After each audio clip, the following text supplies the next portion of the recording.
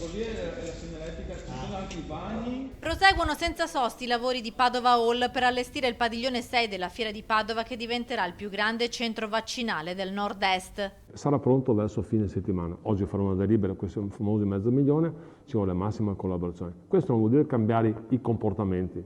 Se in questi giorni è leggermente migliorata la faccenda è solo grazie ai nostri comportamenti che vanno continuati in senso assoluto.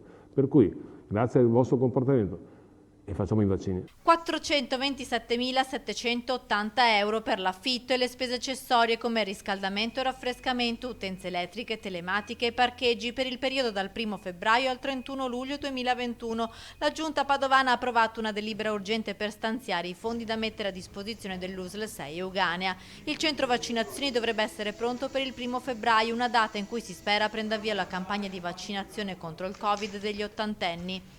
All'interno del padiglione si dovrebbero riuscire a fare 3.500 vaccinazioni spalmate su 14 ore di lavoro giornaliere. Da parte sua l'USL 6 si farà carico dei servizi di guardiania, pulizia e sanificazione, raccolta e smaltimento dei rifiuti.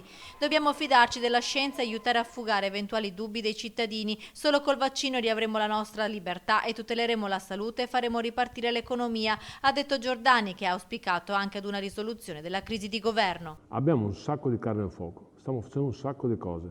Pensare di non avere un governo come interlocutore e stare 5-6 mesi fermi veramente mi preoccupa moltissimo. Di conseguenza, io spero, mi auguro che viga buon senso, che riprendano.